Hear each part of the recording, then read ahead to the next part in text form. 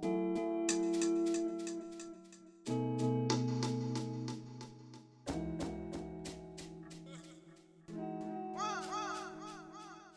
é que é, pessoal? Bem-vindos ao segundo episódio Assim ou Assado. O meu nome é Samuel Mira, um curioso da língua portuguesa. Crio muitas dúvidas na minha cabeça e quero ter essas respostas. E para ter essas respostas tenho aqui comigo o grande professor Marco Neves. Olá, cá estamos nós para o segundo. Cá estamos nós. E autor também do blog Certas Palavras, grande blog, que eu tenho frequentado às vezes sem querer nas minhas pesquisas, mas recomendo a toda a gente, certaspalavras.pt.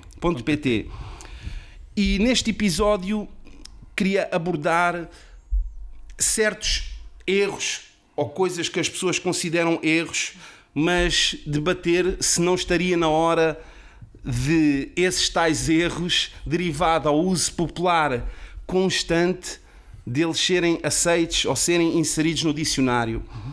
E para começar, eu gostaria de falar da palavra rinque versus a palavra ringue. Porque nós, quando jogamos à bola aqui no bairro e dizemos: olha, aparece aí às 4 horas, estou aqui no ringue, aparece aí, deveria ser rinque. Mas ninguém que eu conheça na minha vida, pronto, no meu redor, porque se eu pesquisar na net vou encontrar resultados, tenho que ser sincero. Aqui temos uma diferença grande entre a escrita e a oralidade, porque, na verdade, estas duas palavras, ring e ring, vêm as duas do inglês. O ring vem de ring de anel, será para onde nós podemos, por exemplo, o boxe será num ring, e o ring veio de ring também. O problema é que, na oralidade, a diferença entre ring e rinque é quase nada, porque o G e o som G e o som Q é apenas uma pequena diferença na vibração aqui das cordas vocais. Nós posicionamos a boca exatamente da mesma maneira, é só aqui uma pequeníssima diferença. É muito, muito fácil nas nossas conversas do dia-a-dia nós nem sequer percebermos que alguém está a dizer rinque. Simplesmente ouvimos ring, e como as duas palavras são tão parecidas, têm um significado relativamente também parecido, porque estamos a falar de espaços para praticar desporto, as duas acabaram por se fundir na oralidade. Agora, claro, se eu estiver a escrever um texto e tiver um revisor que tenha paciência para ir distinguir isto e se eu próprio quiser distinguir, não há problema nenhum. Mas eu não acredito que estas duas palavras se mantenham separadas durante muito tempo. E há quem dramatiza um pouco esta questão e acho que temos de fazer uma distinção bastante marcada entre as duas palavras, mas a verdade é que os falantes da língua vão criando as distinções que precisam e vão deixando passar aquelas que não precisam. E esta eu tenho quase a certeza que não vai sobreviver, a não ser que nós todos façamos um esforço muito grande, mas podemos perguntar, mas para quê? Quer dizer, nós conseguimos perfeitamente usar a mesma palavra para os dois significados ligeiramente diferentes, um rinque de patinagem e um rinque para boxe. Não é uma daquelas distinções que vai sobreviver. Há pouco, aliás, quando chegámos aqui, começámos a conversar, antes de começarmos a gravar, estávamos a discutir esta questão dos erros, e eu estava a dar o exemplo quase todas as nossas palavras, das mais eruditas, das mais populares, têm origem em pequenos erros que foram sendo dados ao longo do tempo. São conhecidas listas de erros que os romanos faziam, que são precisamente a origem das nossas palavras corretíssimas hoje em dia.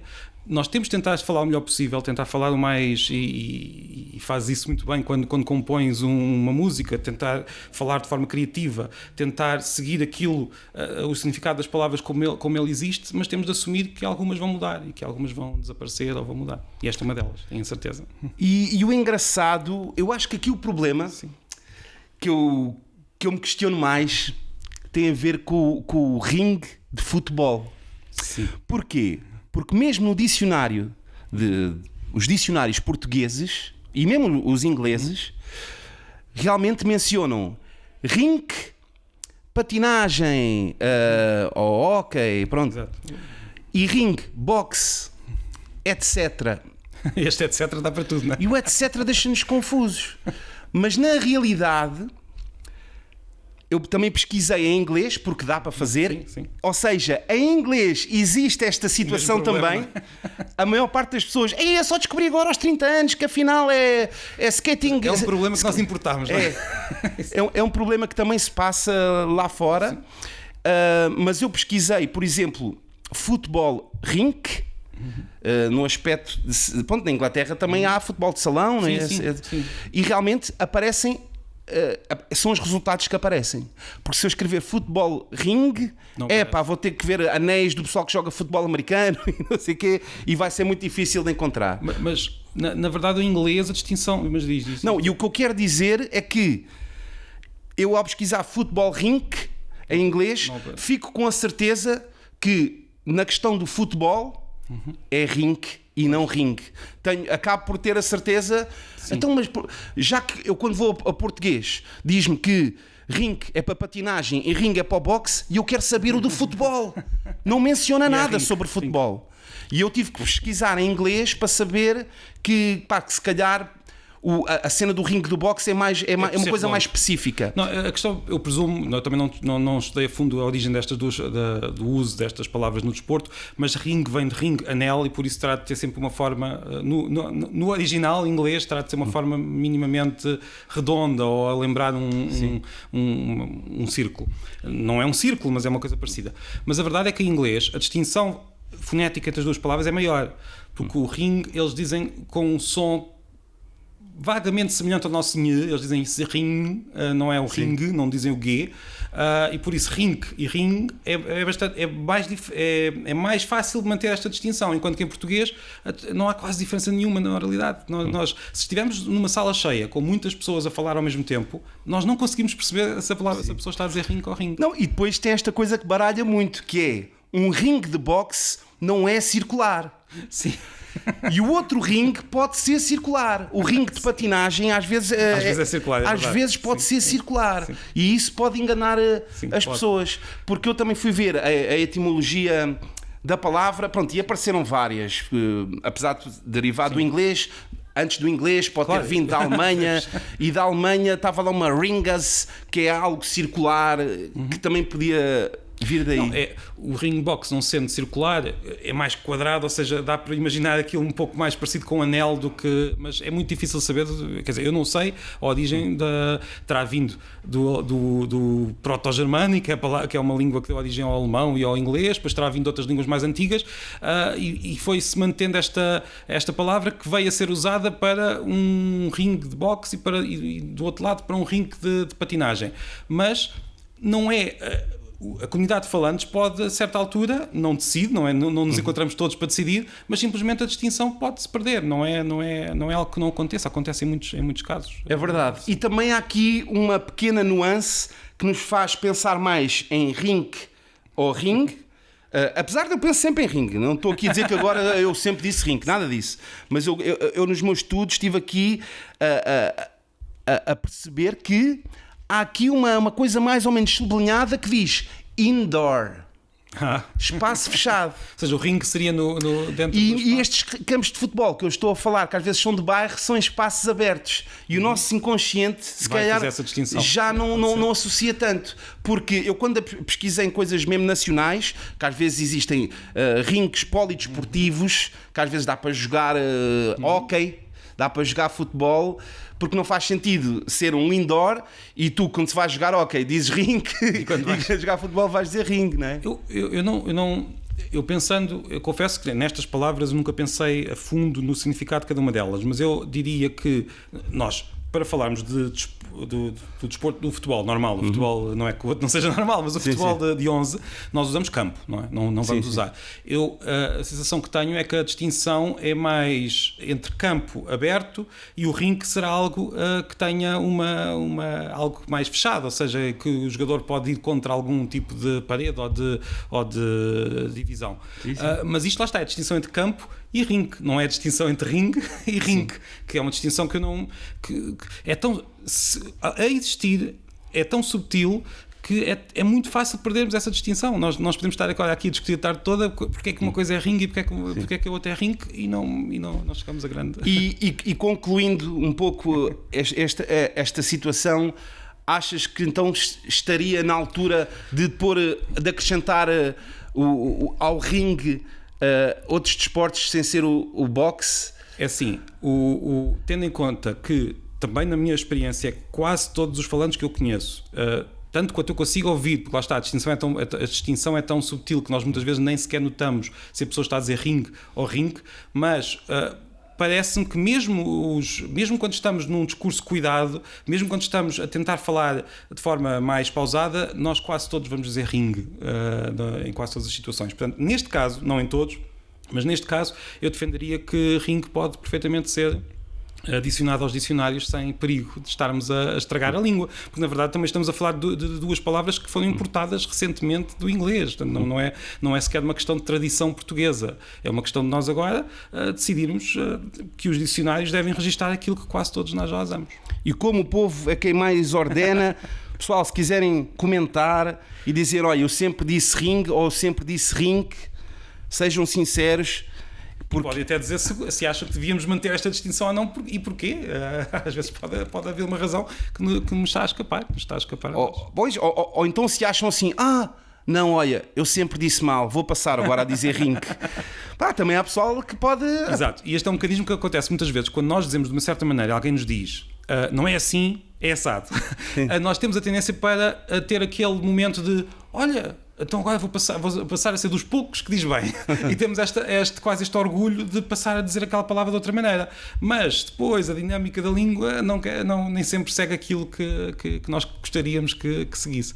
Portanto, se quisermos, se isto for uma questão de aposta, não vou apostar aqui nada, mas se tivesse a apostar, diria que daqui a 30 anos, provavelmente já ninguém diria ring. Diria isso, mas se calhar daqui a 30 anos podemos ter aqui uma conversa e chegar à conclusão que eu estou errado. E eu agora queria passar para outro assunto, que é o plural de refrão, que eu também penso que grande parte das pessoas, não digo grande, mas eu vou dizer grande parte das pessoas que eu conheço dizem refrões. E refrões é o único plural que não é aceitado nos dicionários. É aceite refrãos ou refrões. Mas não refrões. Sim. Mas não refrões. E eu estive a tentar perceber o porquê, e às vezes tem a ver com a origem das palavras, em que se for... leão, vais à origem, é leones, então fica leões. Se for refrão é refrain, então vai mais para refrões do que refrões, porque não diz lá muito o. Mas a parte engraçada é que eu encontrei vários casos de palavras que aceitam as três terminações, seja ermitãos, ermitães, ermitões, aldeões, aldeões, anciãos, anciães, anciões. E todas estas palavras também têm uma palavra raiz. Então, como é que aceitamos estas três e não aceitamos ainda refrões? Sim, como já disseste...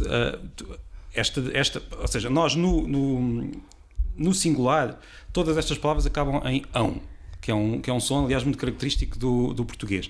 Mas tinham todas começado por terem um som diferente mesmo no singular. No latim, as palavras acabadas em anos,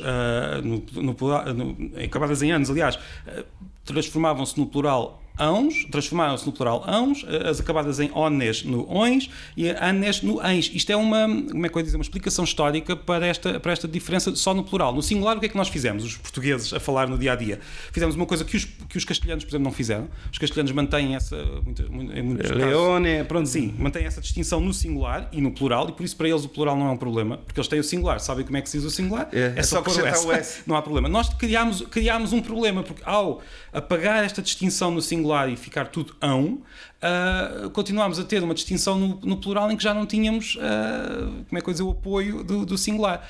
Agora, a verdade é que os falantes no dia-a-dia mantiveram a tradição do plural diferente, mas nós, a falar, nós não sabemos a origem das palavras. É muito interessante, eu gosto muito desse tema e, aliás, estou sempre a escrever sobre esse tema, mas nós não temos na cabeça que a palavra leão vem daquela palavra latina em particular. E, por isso, a nossa tendência é para seguir,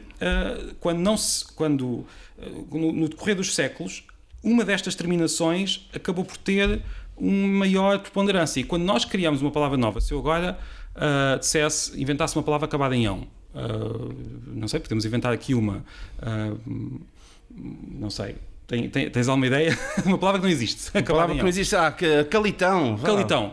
Nós quase de certeza que iríamos dizer calitões. Ou seja, o ões é mais óbvia. É a mais óbvia, é a palavra que, digamos, que a língua usa quando quer criar novos plurais de palavras acabadas em ão que não vêm do latim. Por isso, a nossa tendência será sempre para o ões.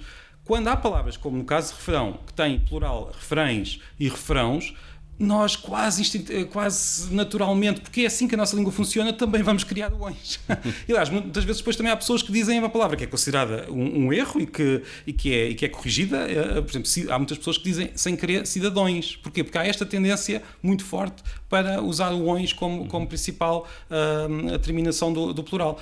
Porque eu sei que pode haver pessoas que põem as mãos na cabeça. Eu não estou a dizer para usarmos cidadãos, estou só a dizer que é um fenómeno que aparece, mas é exatamente o mesmo fenómeno que nos levou a que no singular tivéssemos todos a mesma terminação. Isto tudo para dizer que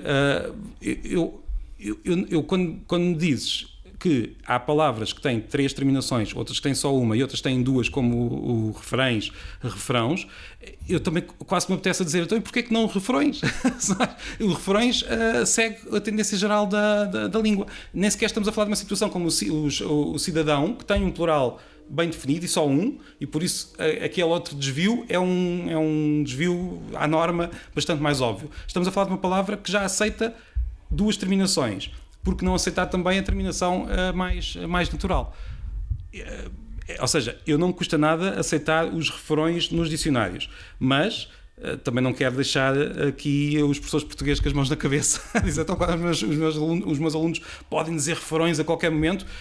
Mais uma vez, nós também já sabemos que na escrita é uma coisa, nós podemos ter mais cuidado, podemos pensar naquilo que acabamos de escrever e na oralidade temos de aceitar que se nós para conversarmos tivéssemos de pensar cada palavra, tivéssemos de pensar na origem de cada palavra, tivéssemos de refletir, nós não conseguimos conversar, ou seja, temos de aceitar que a língua às vezes leva-nos por caminhos que não são aqueles que nós estaríamos à espera. Mas se os dicionários, que são eles que organizam o que as pessoas dizem e não são eles que inventam, eles apenas organizam o que as pessoas dizem, se estivessem atentos, refrões já estaria aceite há muitos anos. Não estamos aqui a dizer para pôr balões no plural de balão, que ninguém diz. Exato. Sim. Eu estou aqui a pôr na mesa a situação de se existe anciãos, anciãs e anciões, é porque antigamente, há muitos anos, se calhar só se usava uma. E depois o povo começou a usar uma segunda e eles aceitaram a segunda. E assim sucessivamente. E os refrões também vai pelo mesmo caminho. E quanto tempo é que vamos ficar à espera? Não sei. Eu não faço dicionários, mas conheço até quem faça e até é uma boa ideia se calhar conversarmos com E porquê é que temos de estar à espera dos dicionários? Nós não temos de estar à espera. Se eu só pudesse usar as palavras que existem nos dicionários, nós não usávamos muitas palavras. Então e porquê é que a minha professora vai me dizer que eu estou errado? Porque a professora vai estar a olhar baseada em quê? Não, vai estar a olhar para a escrita e vai tentar que se use aquelas formas em que não há dúvidas de que estão corretas. Mas eu diria que se calhar podemos fazer esta pergunta se alguns professores portugueses nos estiverem a ouvir. Será que corrigiriam refrões neste caso? Boa questão, boa questão. Porque eu aposto que se calhar há muitos professores portugueses, não por uma questão de ignorância, mas porque de facto é uma palavra que nós usamos muito, que dirão... Então, mas tu és professor, tu corriges. Sou? Não, eu neste caso não corrigiria refrões. Falaria disto, sim. Mas não corrigiria, mas diria que poderá haver... Muitos dos meus alunos vão ser tradutores, que têm que ter em conta as reações que as outras pessoas têm àquilo que escrevem. Portanto, eu às vezes digo que é uma questão de gestão do risco. Se nós formos usar numa tradução refrões, o nosso cliente ou o nosso leitor poderá achar que aquilo é um erro. Nós temos de saber gerir este risco. Mas isto é uma questão diferente que está relacionada com a própria diminuição do risco, tendo em conta todas estas atitudes que nós conhecemos perante a língua. Agora, se eu estiver a escrever um texto, se eu estiver a escrever um texto original, como escrevo, com frequência, eu iria pôr refrões. Tenho quase certeza que algumas pessoas me iriam chamar a atenção e às vezes corrijo, porque dou erros, como qualquer pessoa. Mas neste caso eu não iria corrigir, iria dizer que é o plural que eu uso e que prefiro.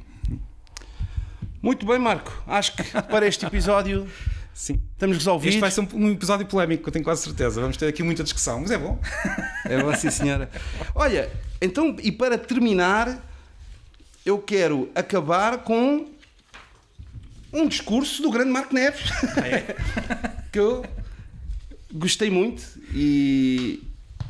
e acho que tem a ver com tudo aquilo que nós estamos aqui a falar e que pode encontrar no blog certas palavras, por exemplo. E vamos acabar assim. Deveríamos tentar que as palavras estivessem quietas? A verdade é que esta liberdade semântica não nos atrapalha e dá-nos flexibilidade.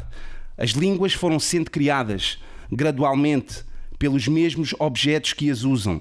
Os nossos cérebros estão adaptadas à humanidade e nós a elas, sejam assim ou assado.